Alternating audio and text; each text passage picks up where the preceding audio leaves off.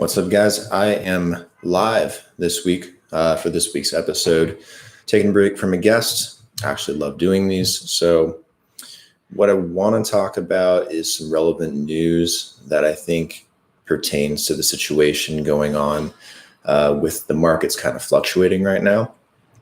Because since like mid-August, everything has kind of taken a nosedive. So it's kind of important that we cover that, but I think it's also important to cover like what's happening in the news cycle still. And there's three things that really jump out at me today that really have been a priority of the last 3 months. One of them, actually, I'm going to talk about all. Which ones do I want to talk about? That's a good question. Yeah, I want to talk about what's going on with Christie's and them selling their first NFT. I want to talk about Robinhood doing their $660 million series funding. And I want to talk about the Visa and Goldman Sachs joining the Chamber of Digital Commerce. I think all three of those are very important. So let's go ahead and start with Christie's because it's pretty important to note that there has not been a real sale or auction of an NFT to legitimize it as a form of art or as an asset. So this is important to see. Christie's is, like I said, selling the very first NFT on auction for Christie's auction house. This further legitimizes tokens as an asset. If you look at everything you can do as a token, if you look at tokenization, the way you can break something down, break an asset down, or add value to an asset that wouldn't traditionally have it.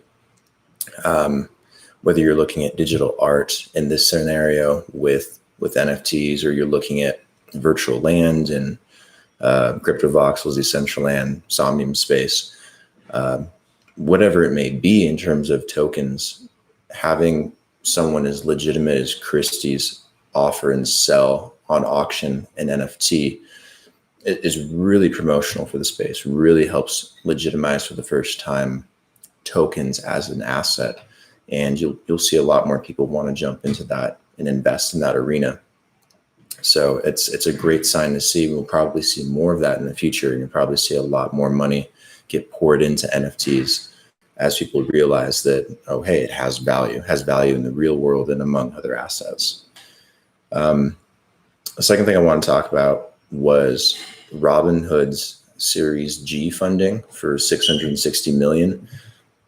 A lot of people are thinking when they see this that Robinhood might be struggling, might have some capital issues, but in the reality, they're just trying to expand. And this is important because it's an app that is really popular for young investors as it gets, as it gives investment flexibility and access to speculative assets like crypto and an easy on-ramp into stocks if you don't have a lot of money. So this is another good sign, in my opinion, that I think is kind of getting blown over and not talked about it enough. So let me give you like an example of why this is so important. Like I'm not going to name names, but I have some friends that are, they're in school, they're working, they have a lot on their plate. They don't have time to sit down and learn and to educate traditionally themselves on investing, on speculative assets in different spaces. So I have recommended to them, and they've also been recommended Robinhood from other people because it gives them an easy way to invest without having to put a lot of thought into it. Part of that is just the fact that, young people are so busy. It's easy if they could just do some kind of recurring investment or have everything at their fingertips and not have to put too much thought into it while also investing for your future versus just saving. Not that Robinhood is the best way to invest, but compare that to just saving your money in the bank and having that just inflated away. It's a better option, honestly, to have your money in something like Robinhood, where at least it has the ability to go up in value. The third thing I wanted to talk about was Visa and Goldman Sachs joined the Chamber of Digital Commerce, among some other players as well. They're taking steps to educate themselves in crypto and in blockchain by doing stuff like this. And you're going to continue seeing stuff like this in the news. It's not necessarily groundbreaking, but it's important because it shows a continued desire to learn and educate themselves on this industry. You're seeing a huge shift in traditional finance away from the way that we usually do banking, away from the way that we usually spend money, save money, invest money. And with the Office of the Comp Controller a while back, giving banks the green light to invest and hold and offer custody for crypto and crypto services and products, that's just the gates flying open. And you'll see a lot of financial companies, corporations jump into this industry because of that and do things like this, like join the Chamber of Digital Commerce, because they need to educate themselves. They need to get an edge on their competitors. It's a really good sign to see this kind of stuff and seeing banks getting more on board.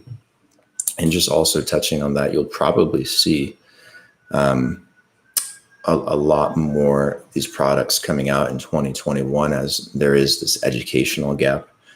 But we're getting very close. We're getting very close to the point where you'll be able to buy, sell, hold crypto, digital assets, other speculative assets that appear in the future with Bank of America, Wells Fargo, US Bank. There's a lot of countries that, depend on America's financial system for a regulatory response on crypto. Take Colombia, for example.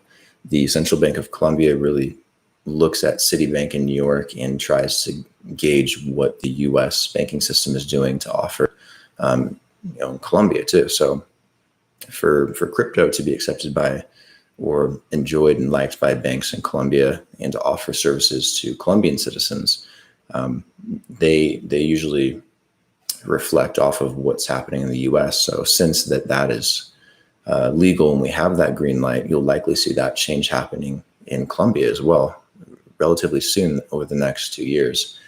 And that's not just Colombia, that's a lot of other countries, but that's just one example.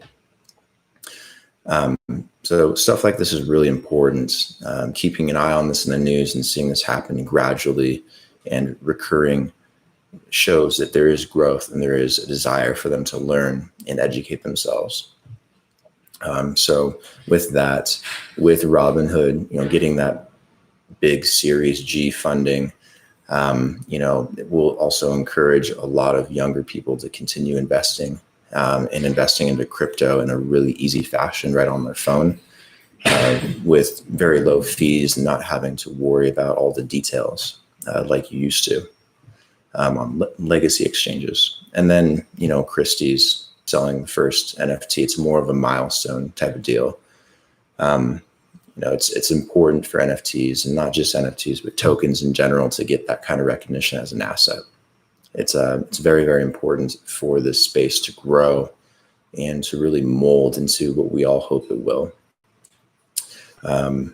So other than that, just want to give you guys an update. I was going to keep this one short, which I believe I did. If you're watching this on YouTube, feel free to comment below if you have any questions. Probably find my email pretty easily, or go to blockhashpodcast.com. You can always send me an inquiry there. Always responding to people as much as I can.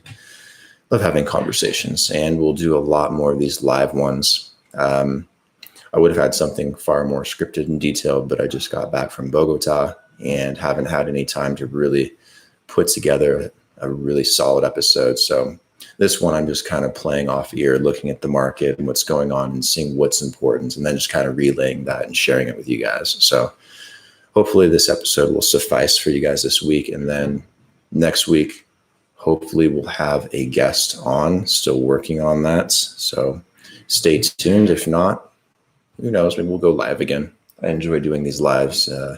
The authenticity is nice. And I kind of like thinking off the top of my head versus, having something scripted.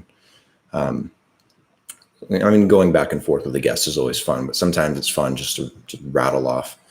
Anyways, take care, stay safe, and see you next time.